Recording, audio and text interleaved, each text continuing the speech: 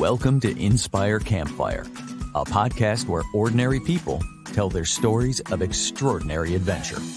These are campfire stories meant to inspire the rest of us to light the fire within, get outside, follow our dreams, and return to tell our own stories. Ready? Let's strike the match.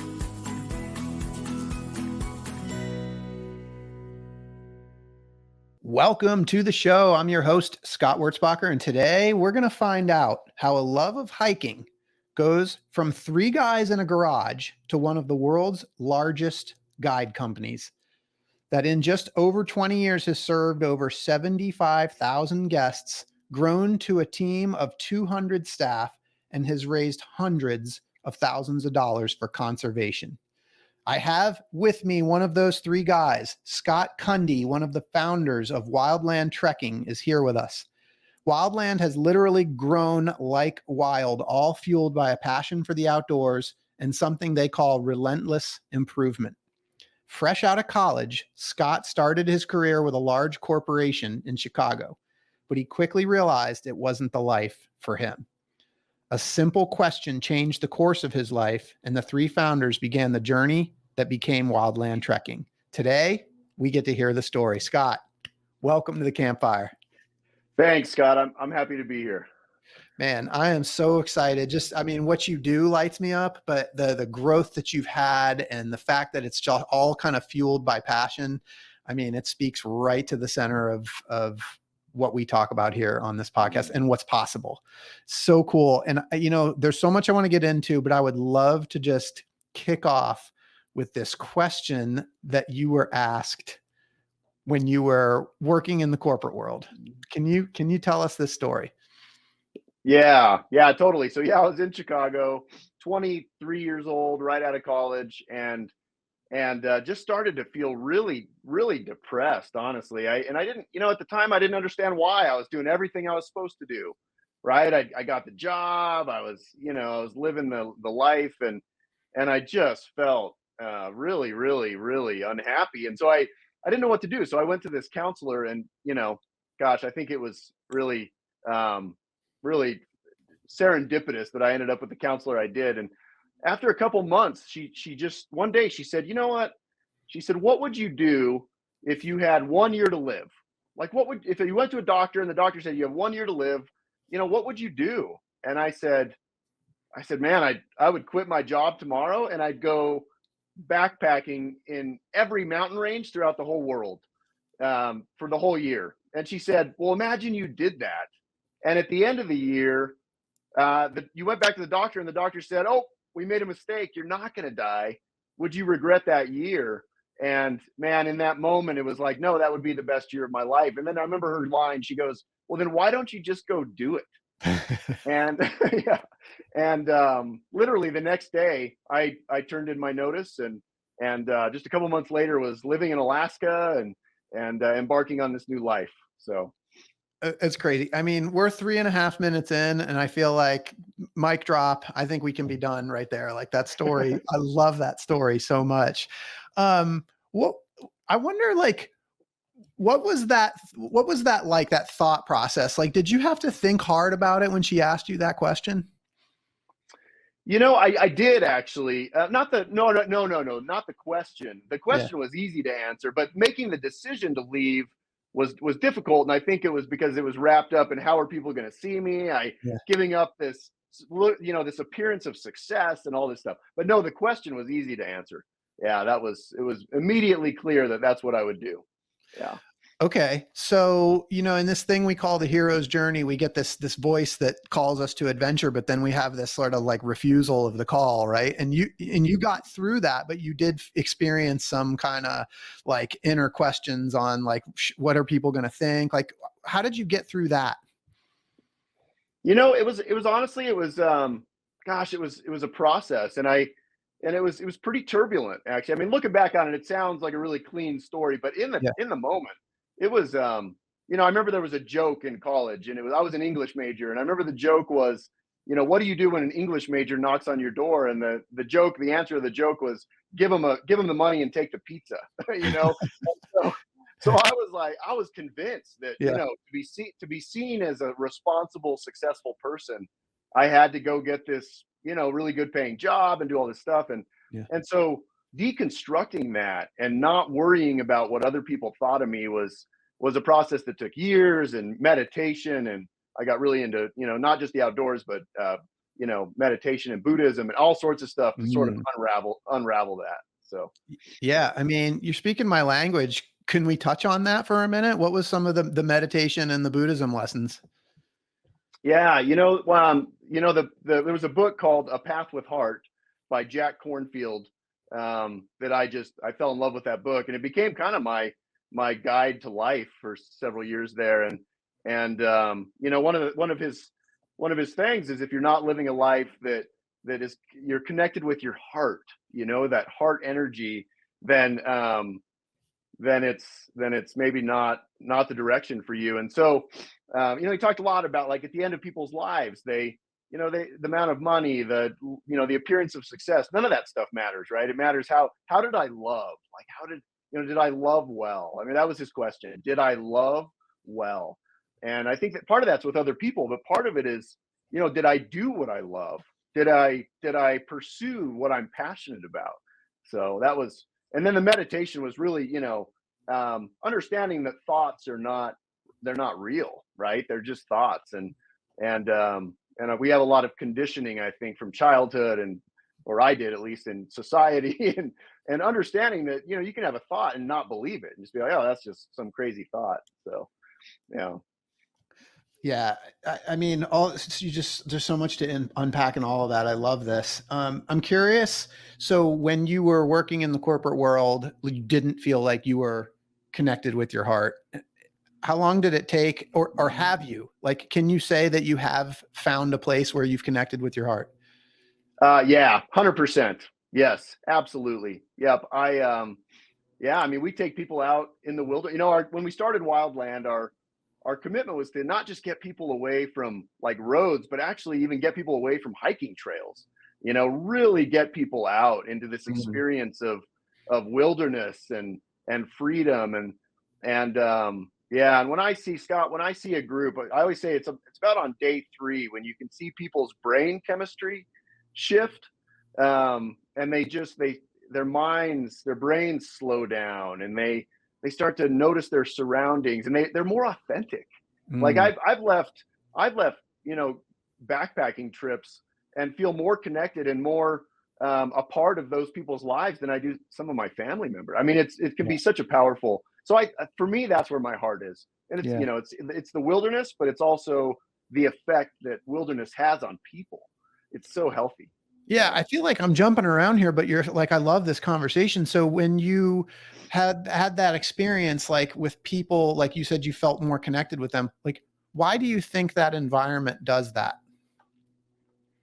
I think we have a lot of distractions that we surround ourselves with, and I think, this is just my my Yeah, yeah. viewpoint, but I think a lot of the distractions, are either intentionally or unintentionally, always unconsciously, I think, but they get in the way of authentic human communication. And I think when you're in the wilderness, I think those distractions are stripped away, and what we're left with is really what's most true for us in the moment. And people aren't thinking about all the stuff and all the things they got to do, and you're just, you're sitting by a creek, or you're sitting by a campfire, or you're hiking. Some of the best conversations are when we're hiking, and it just, and people they're not evaluating what they're just being themselves. And I think in some ways, I think it's just part of it's the space, right? There's the space to be themselves. There's the massive environment and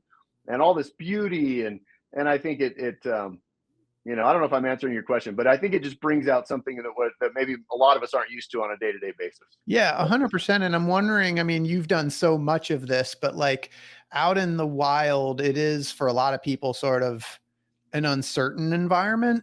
And I wonder if, like, that mhm. uncertainty makes people, like, vulnerable and more open to connection. Wow, that's such a great point. Now, I wouldn't have probably maybe thought of that, but I think that's totally true. Most people are outside their comfort zones, right? And when we're outside our comfort zones, we're outside of our habitual patterns. And so, yeah, I'm sure that has a huge part to play. Yeah, you're making me want to go do something right now. Like Yeah, get on the backpack and go. I yeah. love this. So let's jump in. Can you take us back? Tell us, what is Wildland Trekking for people that might Yep. not be familiar? Yep. So Wildland Trekking is we take people on guided hiking adventures, and all over the United States, all over the world. And what we do at Wildland is we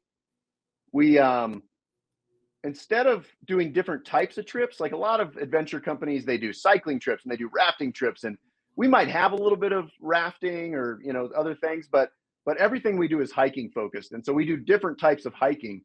And um, we do a lot of backpacking trips. We do llama supported trips Nice. where you're in the backcountry and llamas carry the gear. We do hotel based trips. We do camping based tours. So everything's hiking based. Everything's designed to get people out into these amazing, beautiful places.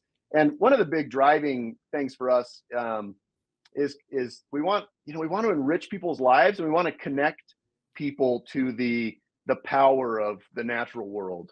And the idea was a little bit selfish, that we want people to get invested in protecting these amazing wild places that still exist. So Wildland is a combination of adventure travel, hiking, education, conservation, kind of wrapped up in one.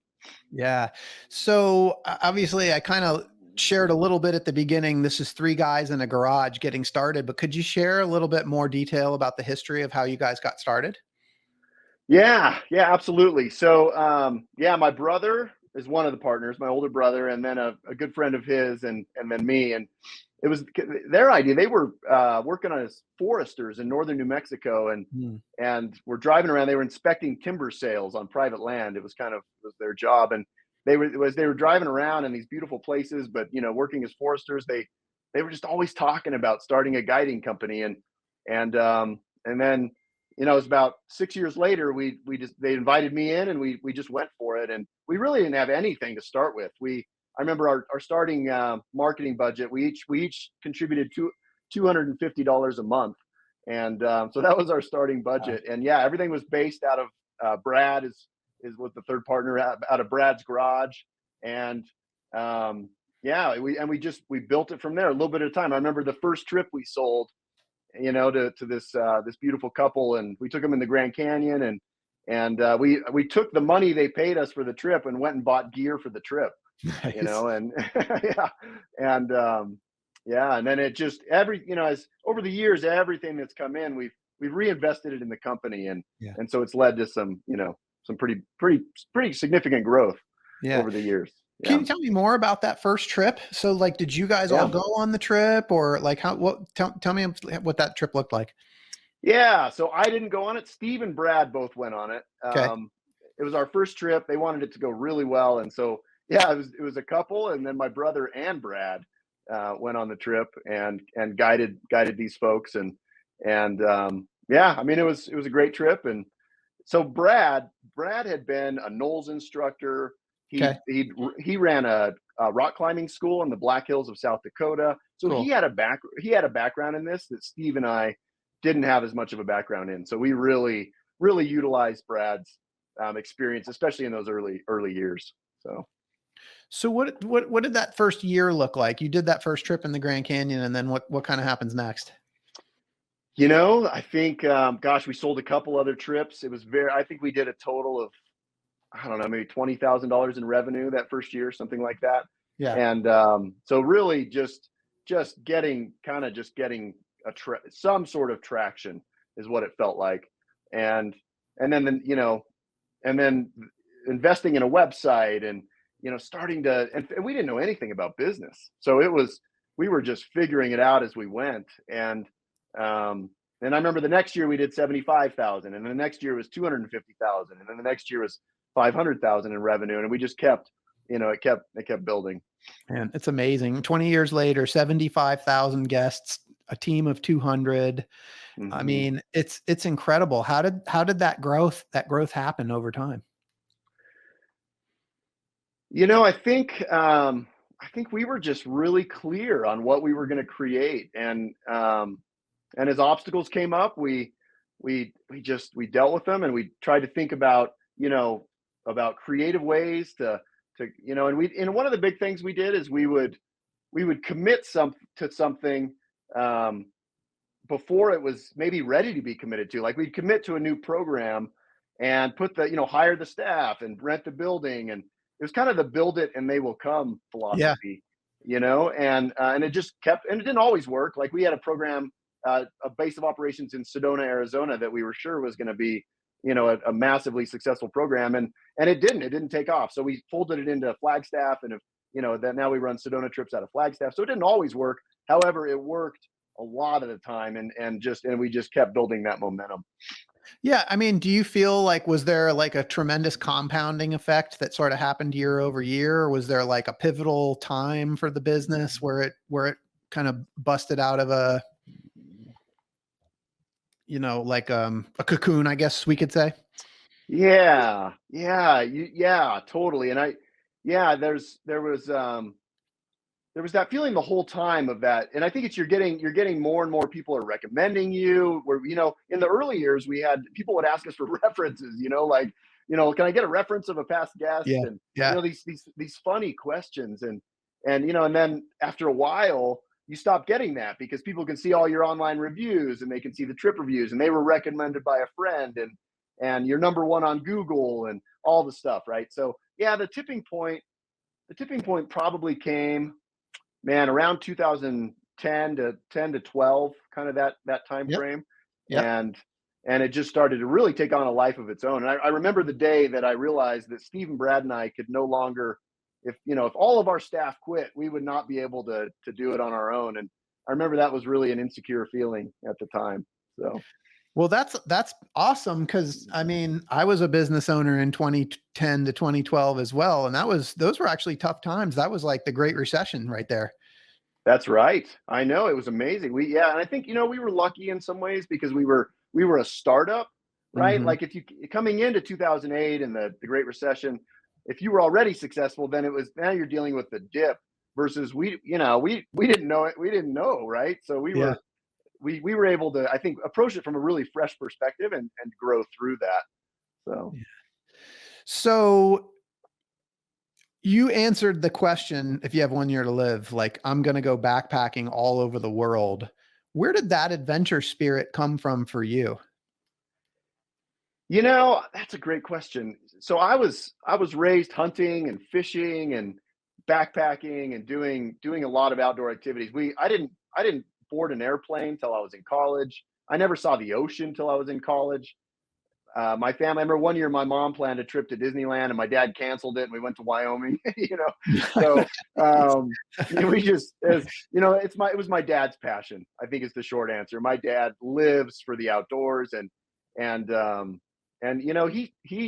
he actually struggled with career stuff. I think there was a point in his life where he didn't have the really intense depression that I had when I was going down the wrong road, and so he continued down the wrong road, and hated his career, and so I grew up.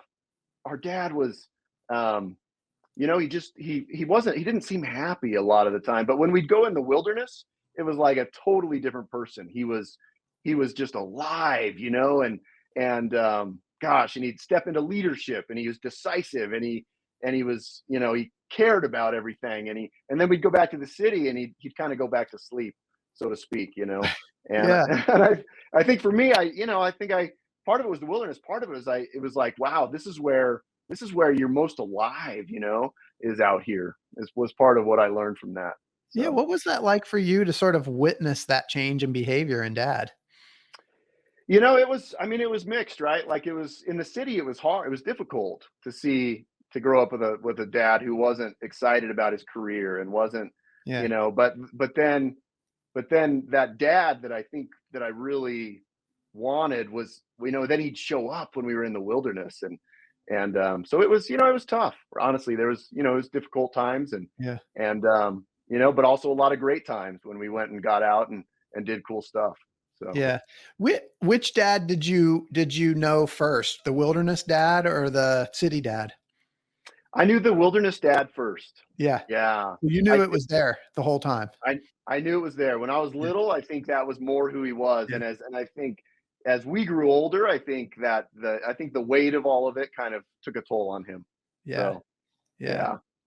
It's so interesting though, because like for him, if I wonder if the part of him that was discontent in the career portion, like if that didn't exist, then you would probably not be doing what you're doing today.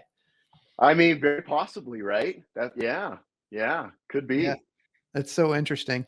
Well, Yeah. yeah, that's awesome. So you answered that question. I'm going to backpack all around the world, and I'm sure, like for those listening, they might answer that question differently. But we all kind of have. You said you knew the answer right away. Yep. Yep. Instantly. I knew exactly what it was. Yeah. Yeah, that's so cool. So you've taken some personal trips that have kind of inspired you and impacted you on this journey of creating. In particular, I'd love for you to tell us a little bit about this trek that you did from the winds to Glacier.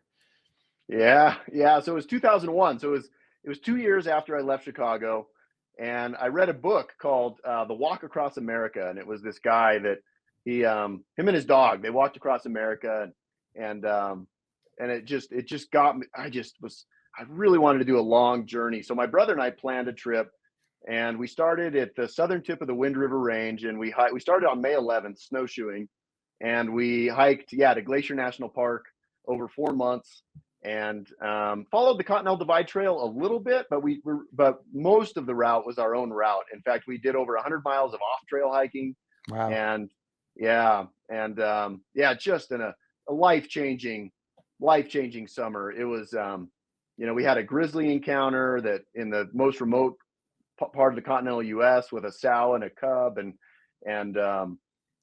just 4 months of being immersed in the wilderness, and then unbelievably we hiked out on September 11th of 2001 on that What? morning. Wow. Yeah, I know, unbelievably, and walked into this new world at the end of our trip. But yeah, it was life changing. Hold So on. yeah, You just blew my mind. I yeah, wanted to go to the yeah. Grizzly, and we might have to come back there. But tell me about this coming out of the woods literally on September 11th, 2001. Yeah, our mom. So Steve's and my mom picked us up at the border of Glacier and said that the United States had been attacked. That morning, they didn't know, people didn't know they were airplanes. Yeah. And so yeah, she said we'd been attacked, and yeah, and we 4 months in the wilderness and come out to that, and it was yeah. I mean, it was jarring for everybody. It was. I think in some ways, though, I think we were 4 months in the wilderness. You get used to hardship, right? Like mosquitoes and river crossings, and it's not it's a beautiful existence, but it's not a comfortable existence all the time. And so I think in some ways I came out of that quite a bit more emotionally uh, able to handle that whole period of time than maybe I would have without the hike. If that makes sense. But Yeah, I mean, I'm just like, part of me is wondering, like, you come out of the wilderness, you hear this news, I'm almost like, man, I might just like turn back around and go back to the trail. go back, like yeah, Like, yeah, we were tempted for sure. but it Yeah. also makes sense that you probably had experienced a ton of hardship in that 4 months and, heard the news and said, okay, like we got this. We got this, and you know what? Yeah, the world's full of adversity, and that's what humans do is we overcome adversity. Oh So my gosh. I yeah. can't even like that's mind blowing. All right. Everybody loves a grizzly story. Can you tell us about the grizzly encounter? Yeah, so we were very near the most remote part in the continental United States, about 30 miles south of Yellowstone National Park, along what's called the Thoroughfare Creek, one of those two, and it was late in the evening, and this was early. This was in June. I think we started on May 11th. We saw one National Outdoor Leadership School group, and then we had seen one other group in the first month and a half, 2 months. So it was really quiet in the wilderness. I mean, it felt very very wild. And so we set up camp, and we would go on evening hikes to kind of stretch our muscles, and just we had nothing else to do. We didn't build campfires really, so in the evenings we'd go on walks, and we walked up these switchbacks, and as I was turning a corner, I saw this small black grizzly cub just start running across the trail Uh-oh. above us. Yeah, and I knew it was a grizzly cub, and so I told my brother. My brother didn't see the cub very well. I saw it pretty well, and I turned to Steve and I said, I think that was a grizzly cub," and he didn't think it was. He said, "No, I think that was a black bear." We were arguing about it, and then the mom walked out, and she was this beautiful big grizzly brown grizzly bear, and she she was looking around and sniffing, and my brother, are we allowed to cuss or no? Come on, bring Yeah. it. So she's looking around sniffing and didn't, trying to figure out what was going on. And my brother goes, "Oh shit." And she heard that and she just turned and looked right at us and then started bouncing up and down and swinging her head, and her hair was bristled, and we could see slobber flying off her lips, and she kept pounding the ground over and over and over again. And we're just standing there with our little cans of bear spray, and eventually she stopped and went back in the trees, and then we turned around to leave, and I remember almost falling down. You're when you're so scared, you have weak knees. I didn't, I guess at some level I knew that was a true thing that came from somewhere, but my knees were so weak I almost collapsed when we turned around. Yeah. I am curious about that. I mean, that's like, it's a story that I think people like, oh, I don't want to run into a grizzly bear. You did, like, obviously you made it. I would say probably the majority of stories like that probably end okay. There's the bad ones that you hear about, but like, how did your body physically respond outside of the knees? Like, what did you like? What was that experience like? We slept terrible that night. We every sound we heard, we thought it was maybe her, like, and we're just two of us, 50, 60 miles from the nearest road. So we didn't really, I think it kind of caused some paranoia. So that night was rough. And but after that, the rest of my life I've been really grateful for that experience. I think it's rare to come face to face with that, just the raw power of a fellow creature like that. And beautiful. One of those beautiful experiences of my life. How far away were you? We think it was about 60 feet. Okay. It's pretty close. Yeah. Okay. Yeah. Yeah. Well, for listeners, you heard it here. Like, you were kind enough to ask me if I was okay with cussing, but apparently grizzlies don't like cussing. That's right. She didn't like it. That's right. She didn't like it. But hey, it's an experience, and obviously one that you're never going to forget. I want to talk about some of the places that Wildland goes. Can you tell us about the trips that you guys do? Absolutely. So yeah, we're in most of the major national parks: Grand Canyon, Yosemite, Yellowstone, Mount Rainier, Olympic, North Cascades, Rocky Mountain National Park, the Smokies. So yeah, most of the major national parks, other than Glacier. Glacier is probably the big caveat there.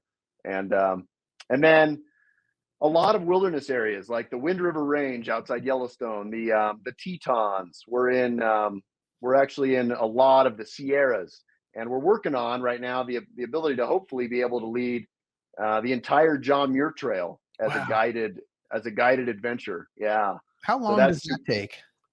That's about 3 weeks. It's about a 3-week trip. Yeah. Nice. And we're super excited. We might even offer it as a horse supported trip. So we're pretty excited about that. And then so that's all the stuff in the United States.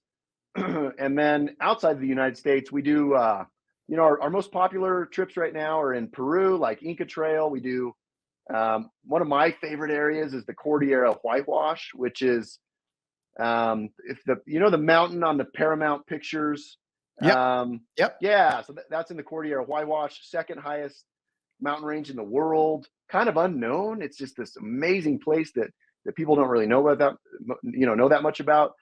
We do things like Everest Base Camp, and we do things in New Zealand. Alps are huge. The Tour de Mont Blanc, and I'm going to leave in 2 weeks. I'm going to the Dolomites to co-guide a trip. Cool. In Italy. Yeah. So just all over the world, anywhere that maybe not anywhere, but a lot of the places that have really world-class hiking is where we've focused on. And so really amazing. Exciting. I mean, amazing destinations. So as big as you guys have gotten, team of 200,000 staff, 75,000 guests, like, just heard you say you're getting ready to go co-lead a trip. So you still actively go on some of these trips. Yep, way less now, but I Yep. do. I do. Now it's more to co-guide, something that we don't really need me, but I can Yep. go and be a great liaison for the guests internationally, and or go get marketing footage or that sort of thing. So yeah, but I love going on our trips. I think it's gosh, just to stay connected to what we do and be with the guests and Yeah. see the impact on them is really important. Yeah, I mean, I am curious for somebody that's made a career out of this, like, has the business aspect of what you do taken away at all from your love of just being outdoors?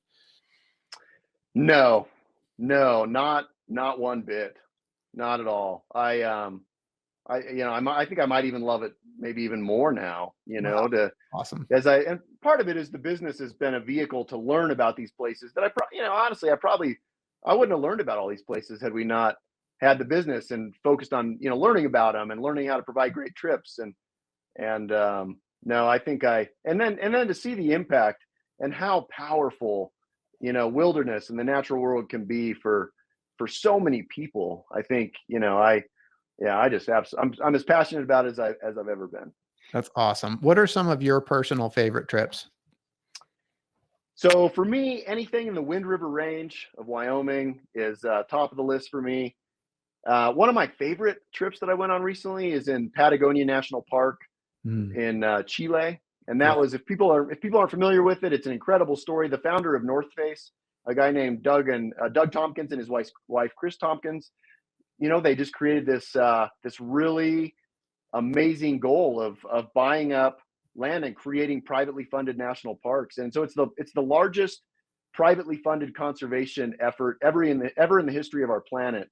And it's the size they conserved as much land as the size of Switzerland, and it's just this gorgeous, mountainous, beautiful country. And I highly recommend for people to go down there, support these parks, and go visit them. They're absolutely amazing. so this is private land that has been conserved by these folks, and you guys went and led a trip there. That's right. So yeah, so they bought the land from ranchers and then converted them into national parks, and then actually donated the land to the government of to the country of Got it. So Chile. they are official national parks now. That's They're amazing. official national parks now. Yeah. Totally. Yep. They were privately funded, but they're now official national parks. And gosh, so special. Yeah. Patagonia is on my list for sure. What's the length of that trip? I think our trip there is around 9 days. Okay. It's we combine a horse supported backcountry experience, and then we kind of at the edge of the national park, and then we go into the national park and do the kind of the quintessential hikes in the park. So So are there any trips that you all offer that you haven't been on yet that you want to go on? oh yeah, many. Yeah, I think we have 300 and the latest count is like 330 trips. So yeah, I've gosh, yeah, I probably half of them I have never been on. So That's and yeah, awesome. for me the ones that I'd most like to do, I'd really like to do Iceland. We offer some hut to hut backcountry trips in Iceland that Hmm. oh, they look so good. That's at the top of my list. The Cordillera Whitewash I haven't been to yet, which I was just telling you about. That's at the top of my list. Um, and North Cascades National Park in Washington State Cool. is and I haven't been there yet. So Yeah. Love that. So who are your customers? Who are typical customers, and why do they choose Wildland? it covers the gamut. It can be young people that want to go have an adventure. We get a lot of families. We get a lot of couples. We get a lot of professionals who they have they have that adventurous spirit, and they have maybe a certain amount of discretional income, but their time scarce a lot of times, and so they can hire us, and all they have to do is throw a couple things in a bag and get on an airplane, and we take care of the permits, we take care of the menu planning, we take care of all the transportation. When they're in the backcountry, the guide does all the cooking. They get to just be there, right? They get to just be there and not worry about all the logistics of these types of trips. And and then the natural history and the cultural history and all that the guides can bring, I think really appeals to people. Yeah, it's awesome. And I mean, knowing that you've been on a lot of these trips and have guided people, I'm just curious, like, if you can think of any sort of examples of like your own witnessing of transformations that people go through when they come on these trips with you. Yeah, I struggle to remember individual examples of that. Yeah. I do remember there was a woman that had recently been divorced, Yeah. and she came on a trip that I guided, and she did so amazing. And I think she was stepping into a new part of her life, and I think she came. It was a trip in the Grand Canyon, and it just I remember her just sitting like watching the sunsets and just soaking it up. And she emailed me afterwards and said that really it was the perfect way to kick off this next phase of her life. And she joined a trip a year for it was That's several awesome. years. Yeah, Yeah. yeah, but Do you, yeah. is it common? Do you find that people use a trip like this for kind of marking transitions in their lives? We do find that. Yeah, the loss of a loved one or some sort of big life transition. Yep, we hear that quite often that they'll do an adventure like this to I think they're in something new, and it feels like a good time to step into a new adventure, physically as well as in their own lives. Yeah. Yeah. I think it probably goes back to a lot of the stuff that we were talking about at the beginning, where it's like, you kind of put yourself in this situation where you become open, and it makes sense to me Yeah. that people would use adventure like that to sort of reset and move into a new chapter. And I'm sure you experienced that directly. Yeah. Yeah. Absolutely. Yeah. So, again, you guys have grown so big and you're providing these kind of experiences on a mass scale. This is not, this isn't like 1-2 anymore. This is a big deal. And when you and I spoke before this call, and I asked you how you guys were able to achieve this growth, and you talked to me about something that you call relentless improvement. And I just wonder if you could talk about that a little bit. Yeah. Yeah, that's been our motto over the years is we know there's no arrival point, right? We're always going to get constructive, and we always want it, constructive feedback from our employees. We're always going to get some constructive and feedback from our guests. There's always things we can do better, always. And so our goal has been over the years just relentless improvement, like be relentless about improving what we do. And um and it's been a journey, and it's not always easy. It means when somebody gives feedback that maybe we didn't really want to listen to, if you're really going to improve relentlessly, then you get to be we got to be open to that feedback, and Yeah. not think that, and really I think in a way, Scott, it was a way of keeping ego out of it, and not like, if you always have room to grow and you never arrive anywhere, then you know then I think it really does a good job of keeping ego out of it, and focusing on how we can be a better service to our guests and create better and better and better experiences and be a great employer, and be ultimately a force for good. That's Yeah. ultimately been our goal. Yeah. So I love that. Keeping ego out of it. Can you talk Mhm. about for you guys, I mean, I'm assuming that's something that the three of you guys are kind of committed to. Like, where did that sort of derive from? And was there ego at some point that you guys had to let go of? Oh yeah, yeah. Yeah. I feel like there's always ego's always popping up, Yeah. right? Yeah, and as an employer, I think a lot of times you're treated differently than you would be. People are less honest, right, than they would be as if you were a peer, Yeah. and that can lead. I think it's really easy to slip into a place of, we're special, like, maybe not what we've done is special, but we're special. Like, I think that can be a trap that people fall into, and we're not special. We're just three guys with a passion that never stopped. Like, that's all it is, and I think staying grounded in that is, gosh, it's so important. Just being humble, I think, is really important. You know, I wrote something down that you said there's no arrival point. And I don't know if that's a mantra or that just came out of your mouth just now, but I love that because, what you talked about, the relentless improvement comes out of the fact that you all recognize there is no arrival point. That spoke to me. That's really awesome. Yeah, Love yeah, yeah. I'm glad it's been a key philosophy for us. So Yeah, love it.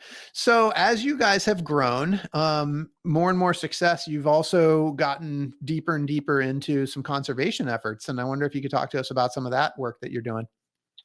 yeah, yeah, absolutely. Early on, the goal was to get people connected with the natural world in such a way that people want to protect these places, and we wanted to also be a part of that protection. And so what we've done is identify a nonprofit or association that's connected with each of the areas where we operate, and then support those organizations financially with auction donations. And then we also work with the Intrepid Foundation. Intrepid is a larger travel company that we've merged with in the last several years, and they have an amazing nonprofit um, that called the Intrepid Foundation. So now we're working in concert with this bigger organization. So Wildland itself has donated, I think over the years, we've about $500,000 to conservation. That's Um, amazing. yeah, and a lot more than that, we've done in terms of contributing in other ways, and it's just going to get bigger and bigger from here. Yeah. So Are there certain projects that you guys that kind of speaks to Wildland that you guys have donated to? yeah, the biggest one that we're working with right now is the Grand Canyon Conservancy. Cool. And yeah, the Grand Canyon Conservancy is, gosh, they're just such a robust, healthy organization that is always looking to support the park, support the Grand Canyon, make sure that this incredibly special place is there for future generations. And yeah, we do a lot with them. We have, for many years, the Greater Yellowstone Coalition we did a lot with, and but every park has its own partner. So Yeah. Well, I love that you're giving back to obviously causes that impact what you guys do because we want to keep this stuff alive for people to be able to continue to take advantage of. A thought that I had with regards to the customers that you have and people that might be listening to this podcast is experience levels of the people that you guide. What would you say the experience levels would be like are they mhm. beginners? Are they very experienced or like everything in between? How does that work with you guys? Yeah, it's everything in between. It's everything and in between. So we get a lot of people that have never done this stuff. We get a lot of people that have done it, but yeah, they don't want to. They want to go with a group. They don't want to deal with the logistics. So it really covers the gamut of experience level, and that's how we designed our trips. We want it to be open to anybody that's in physical condition to do these experiences. And when we start offering the John Muir Trail, the three week John Muir Trail, it's probably going to be a lot of really experienced people that join us for the added safety and the logistics and that stuff. So it really varies on the trip type and the where it Right. is and how long the trip is. And yeah, So you touched on like if you're physically, fit enough to do one of these trips. And I feel like that's probably a reason that oftentimes people say, well, I can't go do that. I'm not in good enough shape. I am kind of curious, like what guidance would you give for somebody like honestly, I kind of feel like for some people, like that part, getting fit to be able to do a trip like this is the first adventure. And then you dive in. But what advice would you have for people that kind of would love to do something with you, but they're not sure if they're physically ready? yeah, yeah. Great question. So you know, if you're not physically ready yet, I think it depends on how much lead time. We work with a Okay. lot of people that they sign up for a trip and they're not yet ready for it, and Yep. and we actually have a small team of people that'll work with people, recommend training, and Cool. and do that sort of thing. Yeah, to help people get ready for their trips. And however, I think the best thing to do is just start getting as active as you can. We recommend things like climbing stairs, the rotating stairmaster type thing, not the like up and down one, but the rotating one with that's like an escalator. That one is, gosh, it's so good. You can throw a couple bags of kitty litter in a backpack and spend an hour on that thing, and it'll be the best workout you've ever had. So, so there's some really good ways to train wherever you are. The key is to do it, Yeah. and yeah, So I have my own opinion on this and I'll share, but would you suggest Yeah. get in shape first and then book the trip, or book the trip and then get in shape? I would definitely suggest get in shape first and then book the trip. Yep. However, you know, if a lot of people that they think they're in shape and then they talk to one of our people and they're like, oh, Yeah. you might want to do some training. Then, depending on the lead time, people do often have time to get ready. Yeah, So, I think it's the lead time thing. Cause I was going to say, like, give yourself enough time, but book the trip and then you have a reason to get in shape. well, Right. that's a good point. It's a great, it's a great motivator for sure. Yeah, totally. This is so awesome. For people that are on your website, they're inspired, but need a nudge. What advice do you have for somebody that's kind of thinking about like diving their feet into this adventure world, but they maybe need a little encouragement to click the button? Yeah. I would just say, life is, you talk to people, some people say life is short, some people say life is long. I think we don't know. Yeah. I don't, any of it, none of us know, right? Like, and so what is it? What is it that you want to do? What matters most to you? And if it's some sort of adventure, gosh, now's the time. I would, Yeah. gosh, take advantage of it. I don't know if that's inspirational or not, but that's what It I would, is. just go for it. Yeah, I It, guess. it is. I mean, I think that's it. I mean, most people don't get the doctor that says, here's exactly how much you have left. Like That's most people right. don't get that opportunity, right? That's right. That's right. And I think one of the big illusions is we think we have time, Yeah. and none of us know that. So, Yeah. So Scott, if people want to find out more about Wildland Trekking, or they want to do a trip with you guys, what's the best way for them to find out more, get some more information, or go ahead and book a trip with y'all? Yep. Our website is the best way. It's Wildland Trekking with 2Ks.com. And you can also call 800-715-HIKE, which is 800-715-4453. And those would be Nice. the easiest ways. Yep. Great phone number. I love it. Man, I mean, between this 800-mile trek from the winds to Glacier, encountering a grizzly bear, coming out on 9/11, creating this massive company that is just doing so much great for the world and lifting people's spirits up. Scott, Hollywood's going to find out about you at some point, and they're going to want to make a movie about your life. And when they do, I want to know who's going to be the Hollywood actor that's going to play you in your movie. It's definitely going to be Matthew McConaughey, I think. Yeah. So, yeah. All right. I love it. Perfect. What's your movie going to be called?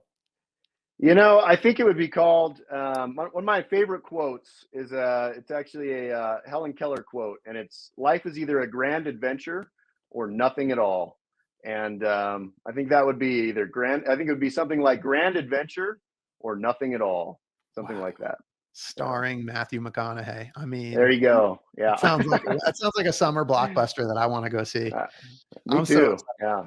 Yeah, Scott, this has been super fun. Thank you so much for the time that you spent with me today. And for those listening, I hope you've been inspired today as much as I have. Hope Scott's story has encouraged you to listen to the voice inside that calls you to adventure, because we want to hear your story next. If you have a story to tell or just need a nudge to create one, please send me an email.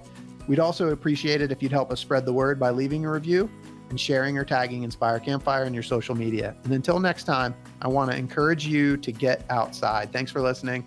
Scott, thank you so much for being here. Thank you, Scott. I really appreciate it. It was a pleasure.